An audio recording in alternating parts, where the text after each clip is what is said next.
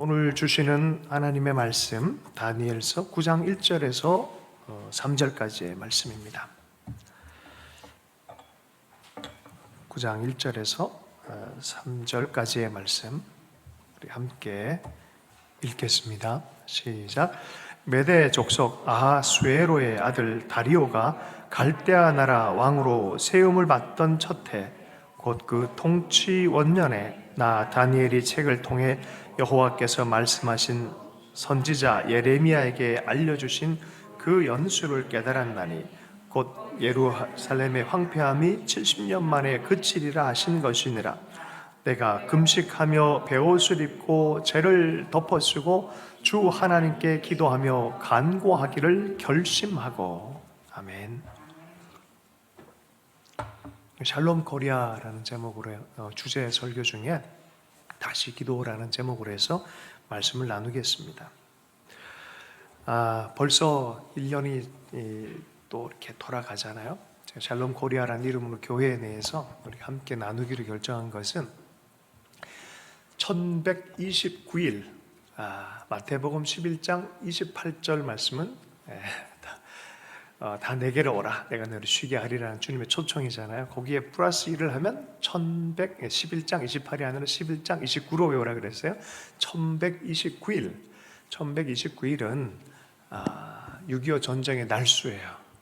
6.25 전쟁이 시작된 지 딱 70년 이 찼던 작년도부터 시작을 해서 1129일을 날마다 하나님 화평을 위해서 기도하길 원합니다 라는 그런 마음으로 저희 개인적으로도 그랬고 또 우리 정오 기도회 때마다 계속해서 한 줄이라도 북한을 위해서 기도하고 이 나라를 위해서 기도하고 화평을 위해서 기도하기로 결정을 했어요. 그리고 공동체 차원에서는 우리가 교회가 설립될 때부터 화평을 위해서 남과 북의 화평, 동과 서의 화평을 위해서 그리스도의 복음의 화평을 위해서 부름받았다라고 우리가 믿고 설립이 되어졌어요. 그래서 요 기간만큼은 샬롬 코리아라는 이름으로 한 달에 한 번씩 적어도 기억하면서 기도하자고 해서 이렇게 주제 설교가 시작이 되어졌습니다.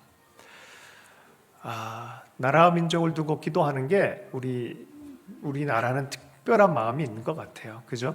고생했고 전쟁이 있었고 그러다 보니까 이 나라가 세워짐이 정말 하나님의 은혜 아니고서는 이게 서기 어렵다라고 우리가 판단을 했잖아요. 그래서 정말 전쟁 끝나고 나서 얼마나 기도를 많이 했습니까? 전쟁 당시에도 기도를 많이 했어요. 자, 오늘 그런 의미로 해서 다니엘서 9장 1절에서 3절까지의 말씀 우리 보도록 하겠습니다. 우리 다니엘서 1장 3절에서 9절까지의 말씀입니다. 다니엘서 9장 1절을 먼저 읽도록 하겠습니다. 시작. 메대 족속 아하수에로의 아들 다리오가 갈대아 나라 왕으로 세움을 받던 첫 해. 다니엘이 뭐가 인식의 전환이 왔어요. 물론 그 앞부분에도 인식의 전환이 왔는데 이 인식의 전환이라는 것은 굉장히 중요합니다. 어떻게 보느냐의 문제이거든요. 시대를 보고 삶을 보고 내 인생을 볼 때 어떻게 보느냐의 문제예요. 여러분 이 뒤에 아마 화면이 이제 뜰 텐데 뭐가 보이십니까? 오리가 보이죠? 그 다음 장면을 보도록 하겠습니다. 뭐가 보이세요? 토끼. 그죠? 토끼. 그 다음 장면 한번 보겠습니다. 이건 토끼일까요? 오리일까요? 이게 패러다임의 전환이에요. 시각의 전환이에요.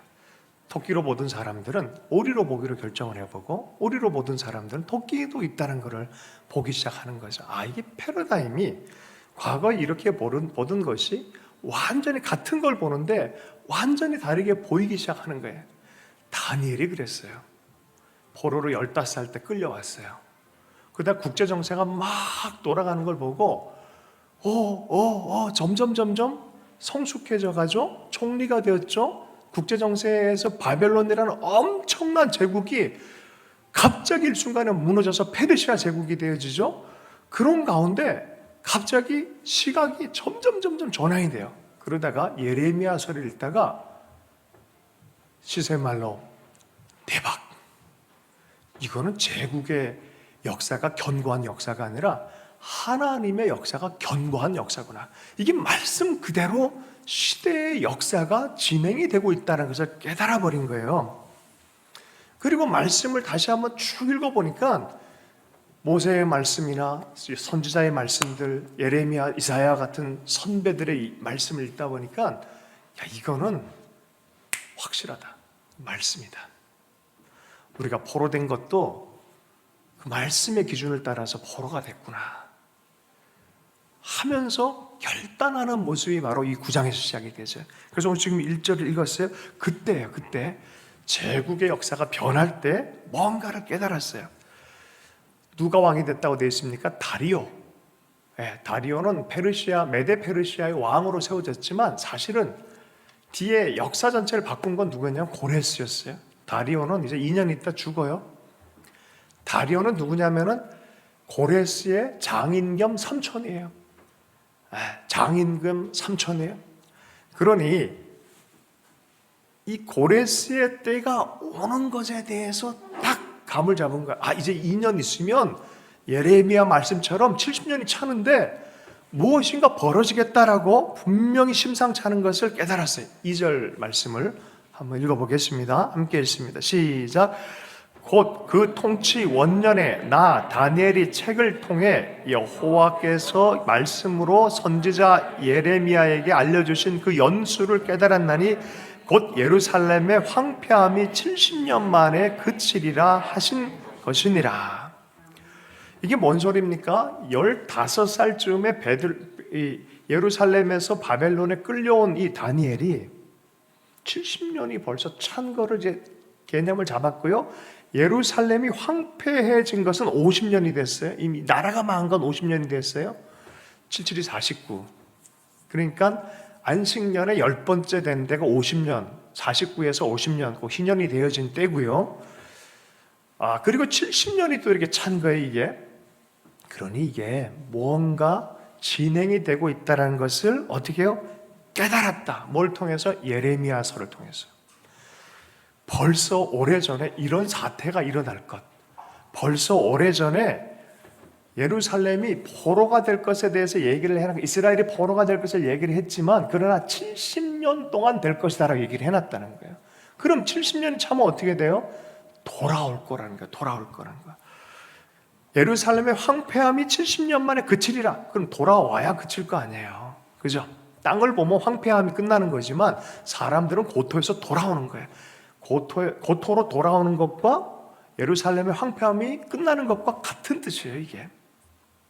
자, 이게 예레미야서 말씀을 읽다가 드디어 알게 되신 거예요. 많은 사람들은 이 하나님의 손을 잘 몰라요. 믿음은 모든 사람의 것이 아니다 그래요. 믿는 사람들, 말씀의 사람들은 하나님이 역사를 주관하는 걸 알아요. 하나님이 주관하는 것을 사람들은 모르기 때문에 어떻게 얘기하면 역사를 이렇게 이해해요. 광기와 우연의 역사라고 이해를 해요. 그래, 책 제목에 이거는 광기와 우연의 역사. 역사를 보면 너무 신기하다는 거예요. 이게 아닌 것 같은데 막 뒤집어지고 갑자기 별이 나타나면은 별 따라서 누가 가는 것처럼 뭐가 이렇게 생기는 것처럼 뭐가 우연처럼 시작된 어떤 일이 역사의 물꼬를 탁탁탁 바꿔가는 거예요. 그건 우리는 어떻게 본다? 우연이 아니라 광기가 아니라 하나님의 섭리대로 하나님의 말씀의 기준대로 주님이 역사를 섭리하고 있다고 보는 것이 바로 하나님의 역사, 곧 구속사적 역사라 그래요. 하나님은 역사를 인류 구원을 위해서 역사를 진행을 시키십니다. 이게 뭐라고요? 구속사적 역사라고 얘기를 합니다. 예레미야서 25장 그러면 11절 말씀과 29장 10절의 말씀을 한번 살펴보도록 하겠습니다. 예레미야가 도대체 뭐라고 얘기했는지 한번 읽어보겠습니다. 25장 11절의 말씀입니다. 이 온 땅이 황폐하여 놀램이 될 것이며 이 나라들은 70년 동안 바벨론 왕을 섬기리라. 이스라엘이들 말씀을 배반해서 쫓겨나가게 된다. 레위기서 말씀 그대로 너희들은 이방 족속에게 가서 노예처럼 생활할 것이다. 몇 년 동안? 70년 동안. 29장 10절 말씀을 읽어보겠습니다. 시작. 나 여호와가 이렇게 말하노라. 바벨론에서 70년이 차면 내가 너희를 권고하고 나의 선한 말로 너희에게 실행하여 너희를 이곳으로 돌아오게 하리라. 와, 그러면 포로들이 드디어 돌아오게 되지고 회복되는 것입니까? 이 땅으로 돌아오게 하리라 라고 말했는데요, 이 레위기서 말씀에 보면은 말씀을 순종하면 좋은 소산과 축복과 은총이 넘치지만 말씀을 배반하고 배반할 때 하나님 신호를 줘요. 이렇게 어려워지고 소산도 별로 안 좋아지지만 또 안 들으면은, 청종 안 하면 7배로 징벌합니다. 그런데 또 안 듣잖아요. 또 안 듣고 하면 그건 뭐예요? 고집스러움이잖아요. 고집스러움을 넘어서 반항 수준으로 가요. 그럼 또 7배를 또 하나님께서 완벽한 심판을, 그래도 안 들어오죠? 그러면 완전히 대항하는 원수처럼 하나님을 대한다는 소리예요. 그때쯤 되면 이 백성을 다른 나라로 보내버린다는 거예요. 이게 레위기서 말씀이에요. 그러다 보니까 제대로 이 끝나버리고 흩어지고 재앙으로 심판으로 끝나버리느냐? 아니요. 거기 보면 뒤에 보면은 회복에 대해서 얘기를 해요. 어떤 회복에 대해서 얘기를 하냐면은, 만약에 그렇게 쫓겨갔을 때라도 남은 자들을 향해서 하나님이 일하시겠다는 거예요. 그게 레위기서 26장 40절에서 42절의 말씀이에요. 함께 좀 읽어보겠습니다. 시작. 그들이 나를 거스린 잘못으로 자기의 죄악과 그들의 조상의 죄악을 자복하고 또 그들이 내게 대항함으로 나도 그들에게 대항하여 내가 그들을 그들의 원수들의 땅으로 끌어갔음을 깨닫고 그 할례받지 아니한 그들의 마음이 낮아져서 그들의 죄악의 형벌을 기쁘게 받으면 내가 야곱과 맺은 내 언약과 이삭과 맺은 내 언약을 기억하며 아브라함과 맺은 내 언약을 기억하고 그 땅을 기억하리라. 왜 자꾸 주님 그렇게 회개하고 돌아와서 내가 지금 당하는 게 다 마땅히 당할 하나님의 심판이구나라고 온전히 기쁘게 받아들이면 회복할 근거가 됐는데, 그 조건으로 하나님 하신 일이 뭐냐면은 언약을 기억하겠다는 거예요. 언약이 도대체 뭐죠? 아브라함과 이삭과 자녀들 이스라엘에게 준 언약이, 항상 얘기하지만 이 언약은 세 주체가 있어요. 땅, 그리고 유대인, 아브라함의 자손들, 유대인, 그리고 하나님이에요. 하나님이 이 아브라함의 자손에게 이 땅을 주겠다는 거예요. 이 언약을 기억하겠다는 거예요. 그 자손들이 많게 하는 언약과 땅에 대한 언약이에요. 그러니 그 언약을 그 바벨론 땅에서 다시 회개하면서 다시 하나님 앞에 기도하기 시작하면 무슨 일이 벌어진다는 소리예요? 회복이 일어나고 땅으로 돌아온다는 소리예요. 다니엘이 이걸 깨달은 거예요. 레위기 말씀과 예레미야 말씀이 이렇게 연합되어 있어요. 레위기를 이해 못하면 이게 또 이해가 안 돼요. 이게 다 연결되어 있어요. 성경 전체가 토라로부터 해서 쫙 연결이 되어 있어요. 그러면 어떻게 회복해요? 이거 회개하면 되는구나. 그래서 다니엘이 회개하면서 기도하는 거예요. 다니엘서 9장 17절에서 3절 말씀 좀 읽겠습니다. 3절 읽고 다니엘 또 계속 읽겠습니다. 3절 말씀 읽습니다. 시작. 내가 금식하며 베옷을 입고 죄를 덮어쓰고 주 하나님께 기도하며 간구하기를 결심하고. 어떻게 기도합니까? 주님, 사방에서 당신의 백성이 수치를 당합니다. 당신이 구원하셨던 백성입니다. 이집트에서 구원하셨던 그 백성입니다. 9장 17절에서 19절 말씀을 보겠습니다. 9장 17절에서 19절 말씀 읽습니다. 시작. 그러하온즉 우리 하나님이여, 지금 주의 종의 기도와 간구를 들으시고 주를 위하여 주의 얼굴빛을 주의 황폐한 성소에 비추시옵소서. 나의 하나님이여, 귀를 기울이시며 들으시며 눈을 떠서 우리의 황폐한 상황과 주의 이름으로 일컫는 성을 보옵소서. 우리가 주 앞에 간구하옵는 것은 우리의 공의를 의지하여 하는 것이 아니요 주의 큰 긍휼을 의지하여 함이니이다. 주여 들으소서. 주여 용서하소서. 주여 귀를 기울이시고 행하소서. 지체하지 마옵소서. 나의 하나님이여, 주 자신을 위하여 하시옵소서. 이는 주의 성과 주의 백성이 주의 이름으로 일컬음바 됨이니이다. 그죠? 앞에 회개 기도하고 이건 우리 죄입니다라고 얘기를 한 다음에, 주님, 죄인 앞에서 공의로 판단하시면 어떻게 서겠습니까? 온전히 당신의 긍휼 외에는 설 수가 없습니다라고 말하는 거예요. 당신의 긍휼 외에는 우리가 설 자격이 없습니다. 불쌍히 여겨주십시오라고 기도하면서 하나님이 70년이 찼네요 약속대로 기억해 주십시오라고 기도하는 거예요. 그럴 때 나, 내 백성, 내 원, 이게 아니라 당신의 백성, 드디어 하나님 당신이 우리의 주권자입니다. 내 삶은 패러다임 시프트가 필요합니다. 내 인생은 내 것이 아닙니다. 내 삶은 내 가정을 위한 것이 아닙니다. 이 나라는 당신을 위한 것이고 우리 가정과 내 삶도 당신을 위한 것입니다. 라고 패러다임 시프트를 해서 드디어 기도를 하는 거예요. 하나님 나라에 정렬해서 드디어 기도하기 시작하는 거예요.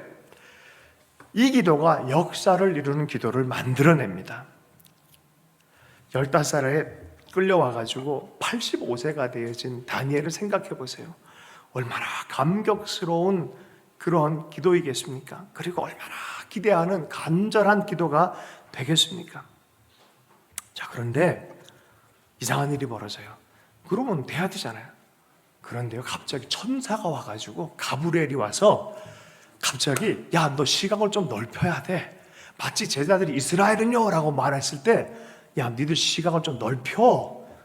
예스! 그러나 라고 말했던 것처럼 다니엘에게도 똑같은 일이 벌어졌어요. 야, 고토로 돌아오고 성전 회복하고 이런 것도 중요하지만 너 그렇게만 이해하면 안 돼. 좀 더 역사적 전망을 정확하게 이해해야 돼 하면서 메시아 사건에 대해서 얘기를 쭉 해주고 드디어 뒷장에 넘어가면 한 번 더 파송되어 가지고 헬라 제국이 오는 것에 대해서 얘기하고 로마 제국이 오는 것에 대해서 얘기하고 제국이 다 끝났음에도 불구하고 하나님의 영원한 나라가 진행되는 것에 대해서 얘기를 하는 거예요.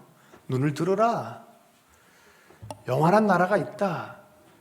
이스라엘 약속대로 진행되어지지만 이것을 발판해서 더 놀라운 원래의 나라, 근본적 나라의 시선으로 네가 패러다임 시프트를 할 필요가 있겠다라고 말하는 게 이제 9장부터 이후부터 계속해서 설명하는 거예요. 천사의 파송의 장면을 보도록 하겠습니다. 9장 20절에서 23절의 말씀입니다. 9장 20절에서 23절의 말씀입니다. 함께 읽습니다. 시작.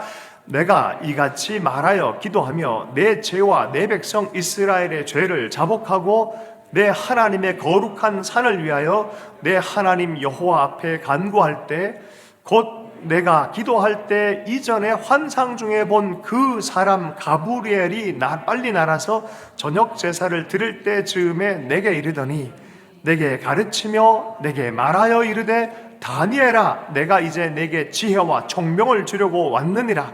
곧 내가 기도를 시작할 즈음에 명령이 내렸으므로 이제 내게 알리러 왔느니라.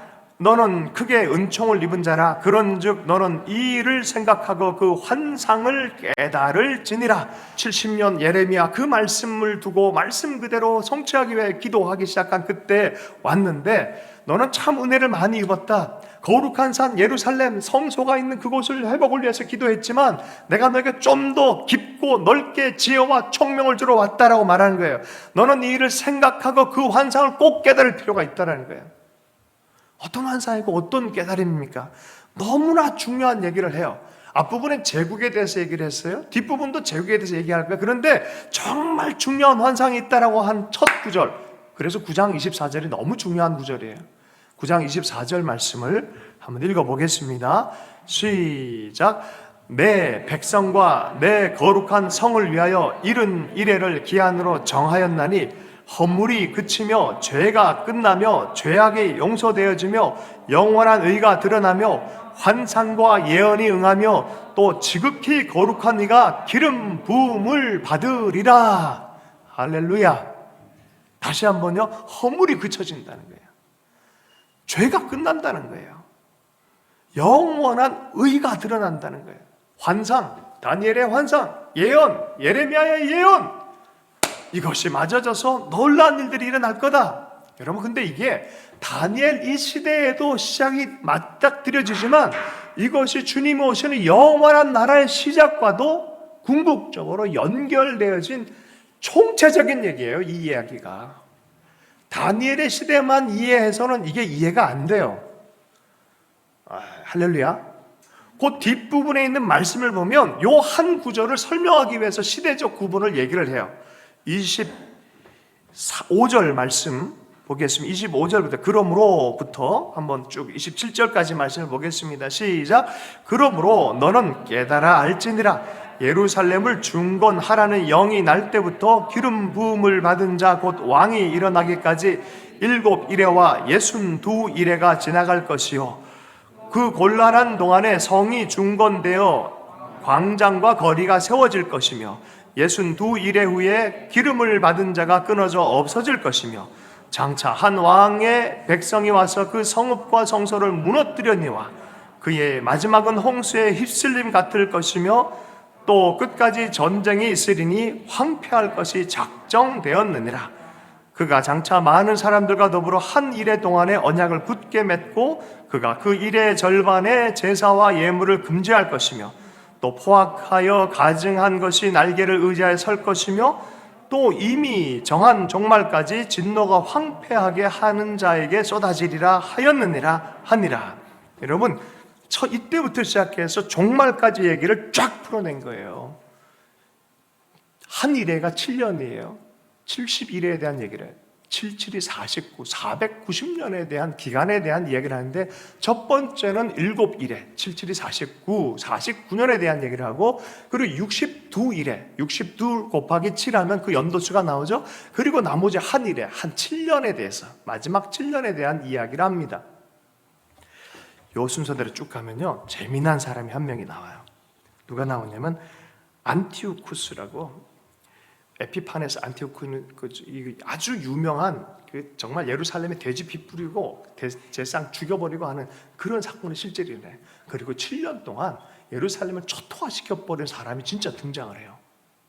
자, 그런데 요거는 그게 맞는데 영원한 의의 죄가 끝난다 요 말씀과 이게 좀 이상한 거죠. 그죠? 자, 그래서 그거는 하나의 예표처럼 또 하나의 수단이 있어요. 그래서 학자들이 여러 층으로 보는 이유가 여기에 있어요. 자, 그런데 예루살렘을 고치라라는 명령이 난 시대가 있었어요. 느헤미야 시대였어요. 진짜로 고치러 들어왔잖아요. 명령을 받고 왔죠. 그때부터 요 시간대로 쭉 계산을 하면은 한 이래를 남겨두고 진짜 한 왕이 죽어요. 그로부터 시작되어지는 영원한 의가 드러나는 그 기름 부은 자가 누구냐는 거예요. 그분도 대제사장이라 일컬음을 입어요. 그분이 예수 그리스도예요. 정확하게 그 시간대에 죽습니다. 그리고 한 일을 남겨요. 결정적으로 예수님께서 마지막 때를 가르쳐 달라고 그럴 때 다니엘의 예언 이 얘기를 해요. 이해하셨죠? 그리고 역사적 전망에서도 이런 비슷한 일이 분명히 있었고 그 한 100여 년 전에 있었어요. 예수님 오시기 100여 년 전에도 분명히 있었고 그러니까 요걸 계산해가지고 구약식으로 계산을 해가지고 드디어 나는 발견했다. 1888년도에 주님 오신다. 그렇게 할 필요 없습니다. 그 때는 절대로 모른다 그랬어요. 그런 거 하지 말라 그랬어요. 예수님께서. 그죠? 자, 한 일회를 남겨두고 69일에 동안 실제로 예수 그리스도의 역사를 정확하게 맞아들어요. 요 고대로 하면 한 장군이 왔고 그 티토 장군이 나중에 로마의 황제가 되어져요. 그 티토 장군이 AD 70년에 예루살렘 전체 다 초토해버려 성전 다 끝내버렸어요. 다 사람들 잡아가지고 가서 이스라엘 사람 잡아가지고 가서 지은 건물이 콜로세움이에요. 그 역사적 정황이 이렇단 말이에요. 자, 그러면 예수님이 죽고 AD 33년 34년에 돌아가셨다고 치면 티토 장군이 온 건 40년이에요. 그러니까 한일회라고 하면 안 돼요. 그래서 이 한일회는 성경을 자세히 봐도 그렇고 뭔가가 공간이 딱 있어요. 한일회를 그대로 가면 뭐냐면 이스라엘이 회복돼야 되는 거예요. 근데 주님도 그러셔서 잠깐 스톱. 필요해 지금. 이 공간이 필요해. 누굴 위한 공간인 줄 알아?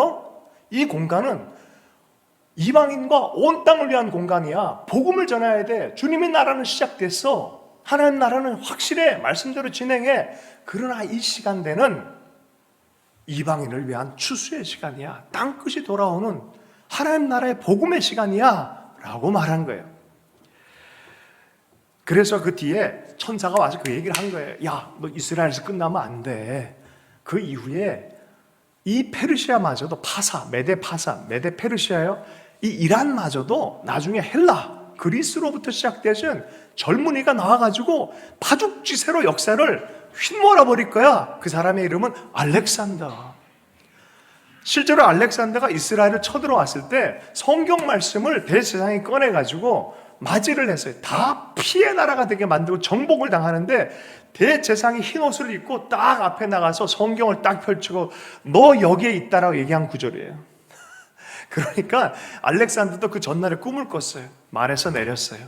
그리고 이스라엘은 피해 나라가 되지 않게 해요. 이게 역사예요. 그럼 헬라 나라로 끝났나요? 아니요. 그 뒤에 보면은 로마 스키피오 장군까지 얘기가 나왔어요. 로마의 나라가 세워질 거다. 그래서 이거는 이후에 적은 것 아닌가 뭐 이렇게까지 생각하는 사람들이 있어요. 너무나 이게 역사적 전망이. 그러나 우리는 다니엘이 죽고 나서도 주님의 이 말씀 그대로 계속해서 적용되어지는 걸 우리는 보고 있어요. 곧 도로 돌아오게 되어집니다. 여러분 성경 잘 알으셔야 돼요. 열왕기서는 포로되기 전에 이스라엘 역사를 기록했지만 역대서는 포로가 돼서 포로에서 돌아오고 나서 이스라엘 역사를 유대인들의 돌아온 역사 중심적으로 다시 역사를 쓴 게 역대기의 역사기예요. 그러면 포로가 되어진 이후에 돌아와서 역사를 썼기 때문에 이 고레스와 돌아오는 역사에 대해서 썼게요, 안 썼게요? 역대기에 보면은 역대상하 보면 무슨 왕 있고 다윗 왕 나오고 하니까 다윗 왕 때 썼다고 착각하면 안 돼요. 이건 포로 이후에 쓴 거예요. 포로기 이후에. 역대기에 보면 그런 말씀이 있나? 있어요. 역대기 맨 마지막에 보면 이렇게 나왔어요. 역대하 36장 21절에서 23절 말씀이에요. 이쯤에서 졸면 안 되는데.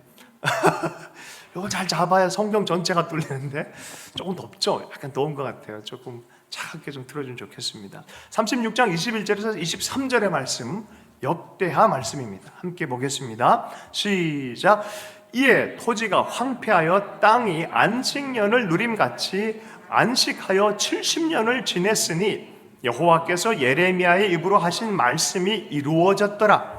바사의 고레스 왕 원년에 여호와께서 예레미야의 입으로 하신 말씀을 이루시려고 여호와께서 바사의 고레스 왕의 마음을 감동시키심에 그가 온 나라에 공포도 하고 조소도 내려 이르되 바사 왕 고레스가 이같이 말하노니 하늘의 신 여호와께서 세상 만국을 내게 주셨고 나에게 명령하여 유대 예루살렘의 성전을 건축하라 하셨나니 너희 중에 그의 백성된 자는 다 올라갈지어다. 너희 하나님 여호와께서 함께 하시기를 원하노라 하였느니라. 이게 역대하 마지막 부분에 나오는 말씀이에요. 역사 해석을 이렇게 하고 있어요. 시각 패러다임이 변했어요. 역사는 제국에 힘 있는 왕이나 대통령이나 군사적인 사람들이 하는 게 아니라 하나님이 이끌어 가시는구나. 이게 다니엘을 이해하기 위해서 우리의 패러다임이 변해야 돼요. 여러분, 남한과 북한의 역사는 누가 주관하시겠습니까? 하나님이세요. 말씀대로 온 열방을 이제 이스라엘만 적용하지 않고요. 온 열방에 하나님의 마음이 흘러가길 원해요. 바벨론 포로가 당시에 사람들이 깨달은 게 그거예요. 이스라엘만 우리 하나님 이스라엘에서만 하나님 줄 알았는데 세계 대제국 가운데 가서 보니까 거기서도 최종 주권자가 하나님인 걸 알아버린 거예요. 역사의 주권자인 걸 알아버린 거예요. 제국의 역사가 구속사의 역사라는 것을 이해해버린 거예요. 그래서 그 이스라엘로 끝내버리려고 해도 역사가 아니구나. 하나님이 열방 전체를 구원하려고 하는 계획이 여기 있었구나. 누가복음으로 다시 한번 돌아가 보면요. 그래서 하나님 나라의 복음이 더 전해져야 된다는 거예요. 24장 44절에서 45절까지의 말씀 같이 읽겠습니다. 시작. 또 이르시되 내가 너희와 함께 있을 때 너희에게 말한 바 곧 모세의 율법과 선지자의 글과 시편의 나를 가르쳐 기록된 모든 것이 이루어져야 하리라 한 말이 이것이니라. 이에 그들의 마음을 열어 성경을 깨닫게 하시고, 성경을 읽으면 읽을수록 하나님 나라와 예수 그리스도와 그 나라가 보여야 돼요. 그 나라가 그렇게 마음이 뜨거워져야 됩니다. 죄사함을 통해서 온 열방이 하나님 나라 백성으로 편입되는 것이 주의 뜻이에요. 그리고 그의 나라는 반드시 있고 그의 나라는 분명히 임할 것이며 언제입니까? 라고 묻기 전에 다른 나라부터 먼저, 주님 지금 오신다 그러면 우리는 무슨 소리입니까? 주님 아직은 아닙니다. 북한이 남았습니다. 이게 정상적이란 거예요. 이게 성경적이란 거예요. 주님 오신다 그러면 아직 스톱 주님, 내 옆에 있는 내 가족이 남았습니다. 아직 내 친척이 남았습니다. 내 친구가 남았습니다. 이게 정상이란 소리예요. 46절에 48절, 누가복음 24장 46절 48절까지 말씀 읽습니다. 또 이르시되 이같이 그리스도가 고난을 받고 제3일에 죽은 자 가운데서 살아날 것과 또 그의 이름으로 죄사함을 받게 하는 회개가 예루살렘에서 시작하여 모든 족속에게 전파될 것이 기록되었으니 너희는 이 모든 일의 증인이라. 볼지어다 내가 내 아버지께 약속하신 것을 너희에게 보내리니 너희는 위로부터 능력으로 입히울 때까지 이 성에 머물르라 하시니라. 하나님 나라의 일이 시작되어졌다. 이제는 이방을 향해서 열방 땅끝을 위해서 되어졌다. 자, 그런데 이것은 하나님 나라 일이기 때문에 네 힘으로 할 수 없고 성령의 능력으로 감당할 수 있으니 성령의 충만함을 입고 이 일을 감당하길 바란다는 거예요. 여러분, 이 성경의 역사가 진행되기 위해서 꼭 필요한 게 있었어요. 그게 바로 다니엘의 기도였어요. 역사 구원을 위해서 꼭 필요한 기도가 그리스도 예수의 중보적 기도와 중보적 삶이었어요. 우리 기도는 왜 필요합니까? 이 나라가 하나님 나라에 편입되어지고 하나님 나라의 역사가 드러나기 위해서 샬롬 코리아, 그냥 평화 코리아는 힘의 평화를 만들 수 있어요. 그러나 하나님이 주시는 평화는 좀 다른 평화예요. 하늘로부터 영원한 주권자로부터 오는 그 나라의 언약, 앞으로 통일한국 주님께서 도장 찍으면 그렇게 되는 거예요. 하나님의 선을 그으면 그어지는 거예요. 할렐루야. 이건 사람이 만드는 평화랑 다른 거예요. 그래서 샬롬 코리아를 얘기하는 거예요. 사람들이 하나님 향해서 비웃을 때 있어요. 대적할 때 있어요. 하나님이 계시면 어디 계시냐 이렇게 말할 때 있어요. 주님이 하늘에서 듣고 어떻게 해요? 비웃으시며 열방이 하나님께 허사로 경영하고 하나님을 대적하지만 하나님은 비웃으시며 하나님 나라의 역사가 여기에 있어요. 여러분, 나라만 그렇지 않고 인생도 똑같아요. 하나님께 정렬하길 축복합니다. 말씀의 사람이 되길 축복합니다. 말씀대로 하나님은 국가를 경영하고 인생도 경영하세요. 섭리하세요. 그러므로 말씀의 체계를 분명히 아시길, 하나님 나라를 알기를 축복합니다. 샬롬 코리아를 위해서 우리가 기도할 때 그럼 어떻게 기도해야 되겠습니까? 먼저 그래서 역사의 주인이신 하나님께 말씀에 순종하는 나라 될 수 있도록, 성서 한국 될 수 있도록 기도해야 돼요. 성서 일본 될 수 있도록, 성서 중국 될 수 있도록, 성서 인도네시아, 성서 미얀마 될 수 있도록 여러분 기도할 수 있기를 축복합니다. 하나님은 반드시 그렇게 말씀에 존중하고, 적어도 여러분 어떤 사람이 그래요. 왜 일본은 예수를 안 믿는데 저렇게 잘 살까? 궁금하죠? 일본 초기에 세팅한 것은 대부분 영국 제도예요. 아예 그냥 사람들 다 영국에 보냈어요. 영국이 어떤 나라입니까? 기독교 전통, 기독교로 국교로 선언한 나라예요. 기독교의 정신을 갖고 나라를 세팅했어요. 그 시스템을 그대로 갖고 온 게 일본이에요. 왜 잘 되는지 이제 이해하시죠? 예수를 안 믿어도 말씀의 근거대로 육신의 삶을 살아가는 사람들에게 심은 그대로 나는 열매의 법칙이 여기에 있어요.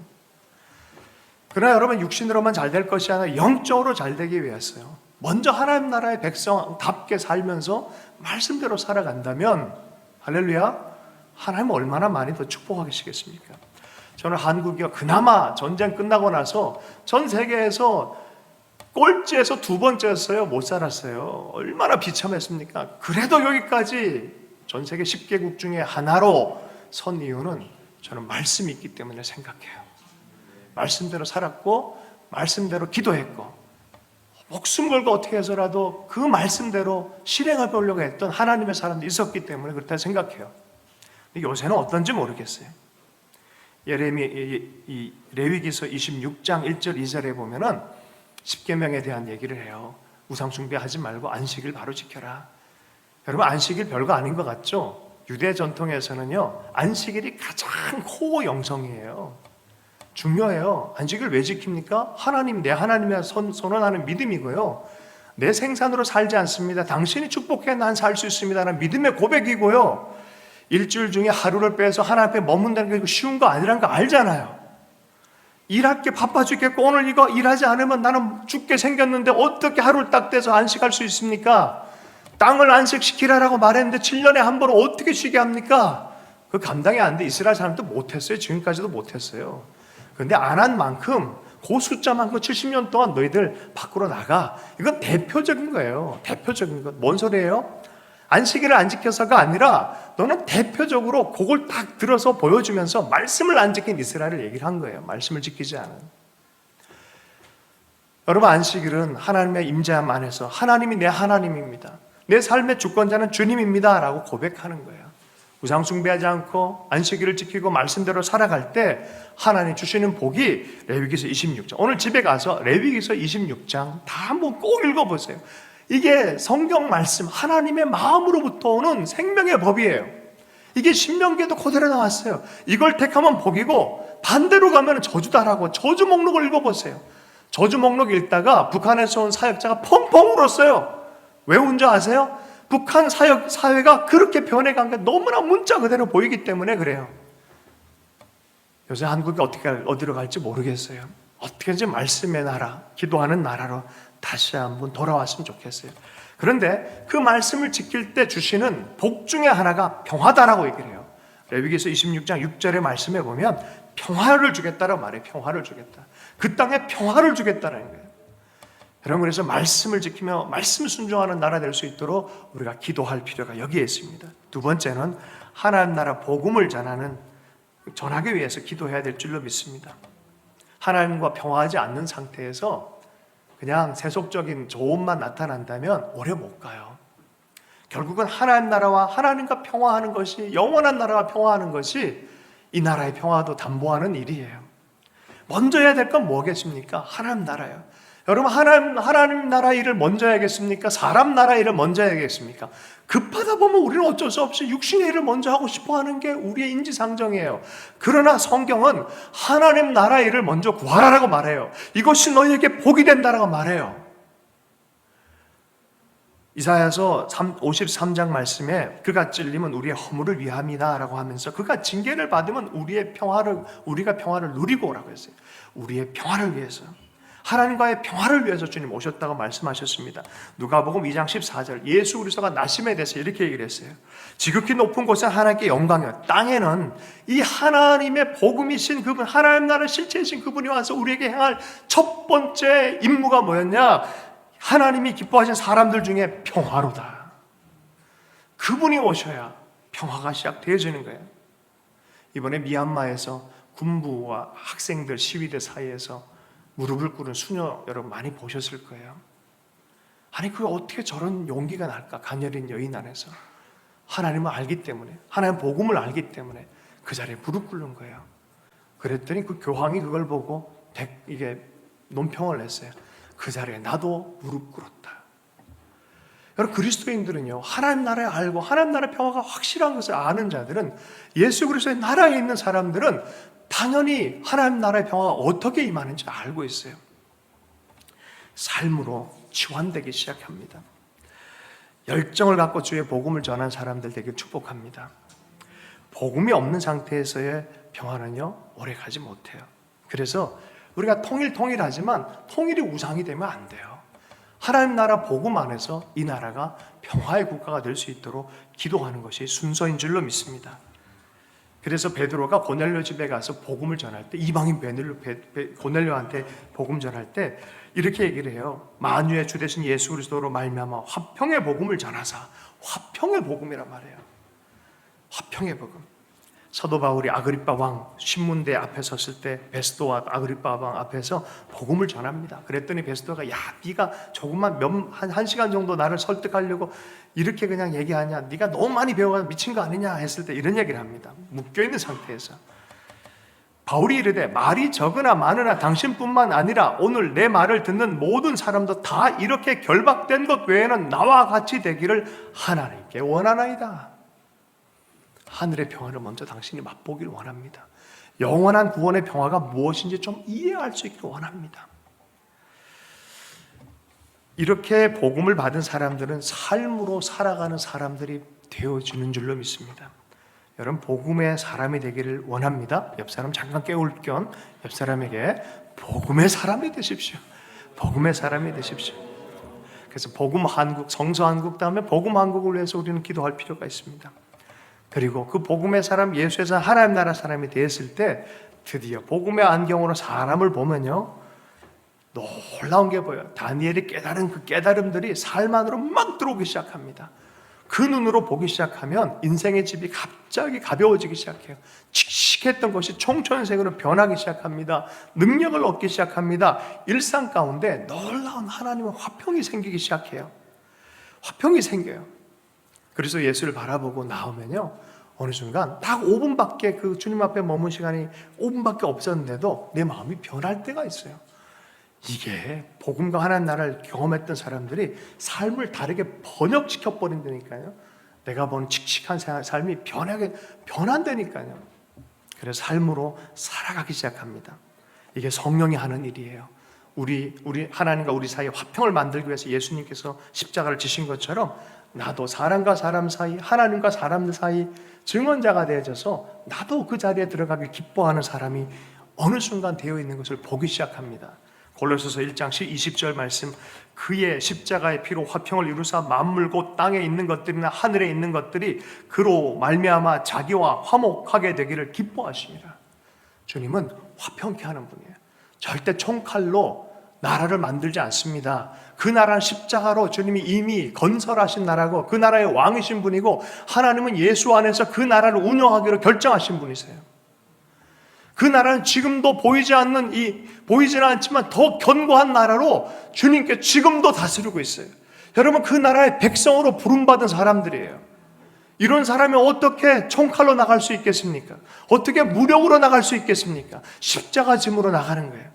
그 나라는 십자가로 전진하는 나라예요.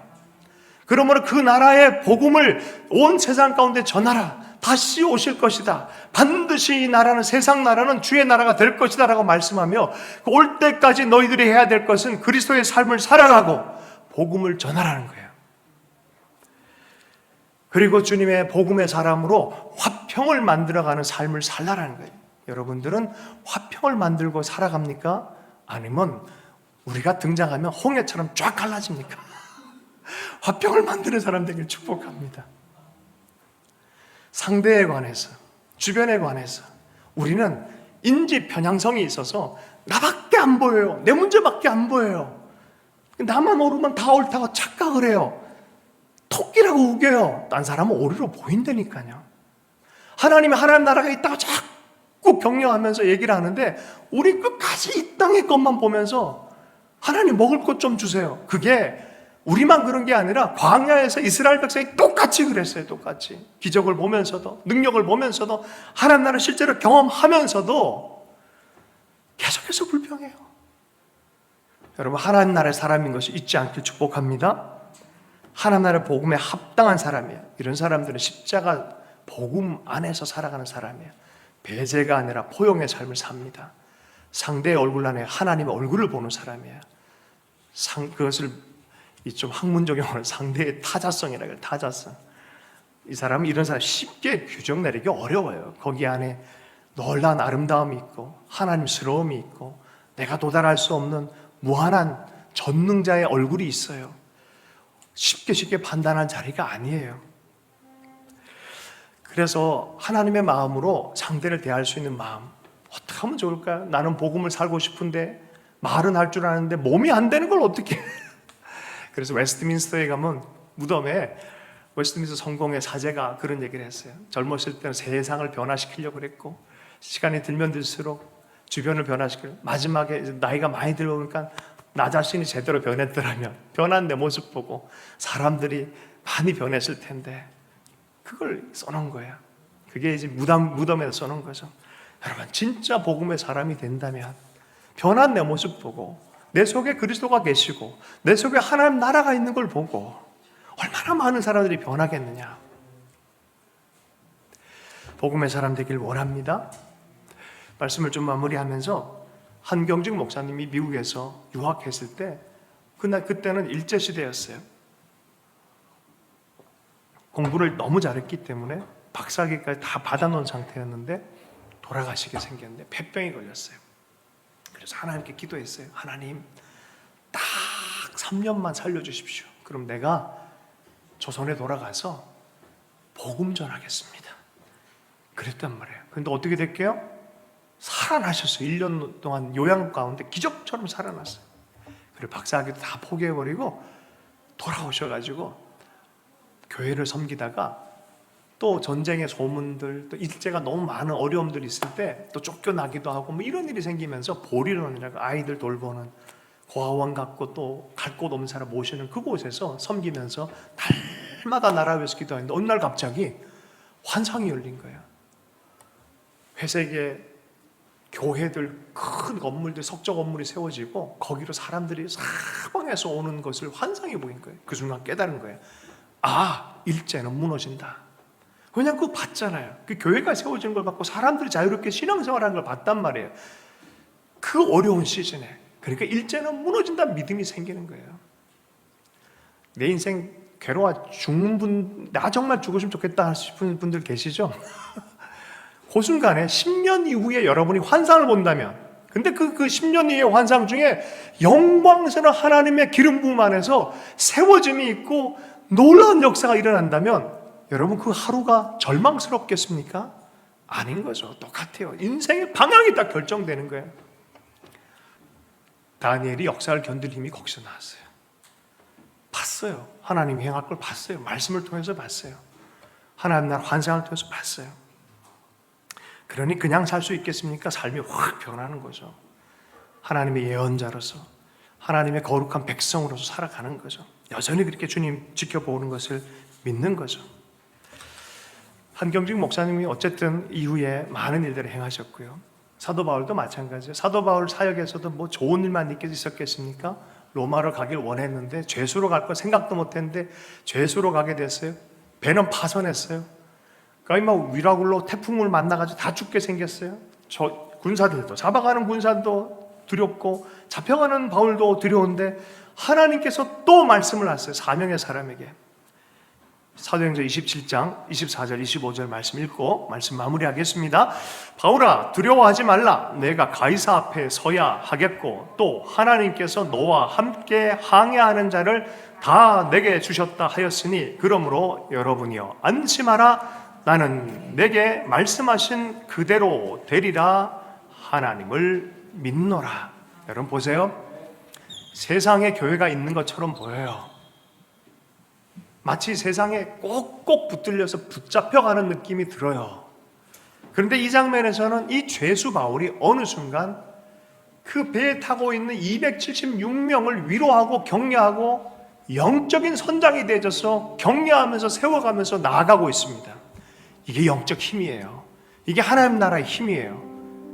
여러분 우리 교회가 그래야 돼요. 하나님 나라 섬기면서 이렇게 나아가야 돼요.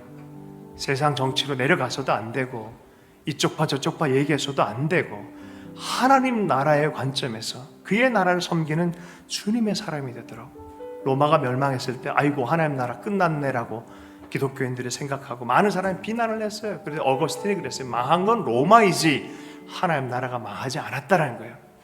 여러분 삶이 어렵고 힘듭니까? 앞일이 안 보입니까? 절대 하나님 나라는 망하지 않았어요. 하나님의 약속 절대로 안 망하셨어요. 우리를 향해서 하나님의 계획은 선한 계획이라고 말했고 그 계획을 중심으로 해서 우리 삶을 인도할 거라고 말했어요. 세상에 잘 적응하려고 하지 말고 하나님 나라에 잘 적응하려고 애쓰십시오. 영원한 나라에 적응해서 나아갈 때 결국 그 영원한 나라로부터 시작해서 너희는 먼저 그의 나라와 그 의를 구하라. 그래야만 이 모든 것을 더할 거라는 약속의 말씀이 우리의 삶으로 경험되게 될 줄로 믿습니다. 주신 말씀 붙들고 함께 기도하도록 하겠습니다. 하나님 아버지 다시 다니엘처럼 기도하게 해주십시오. 다시 주님 마음과 정렬되고 말씀에 정렬되어져서 주님의 나라를 전하며 살아가며 살 수 있는 참된 기도자가 될 수 있도록 은혜 허락하여 주시옵소서. 예수님을 축복하며 기도했습니다.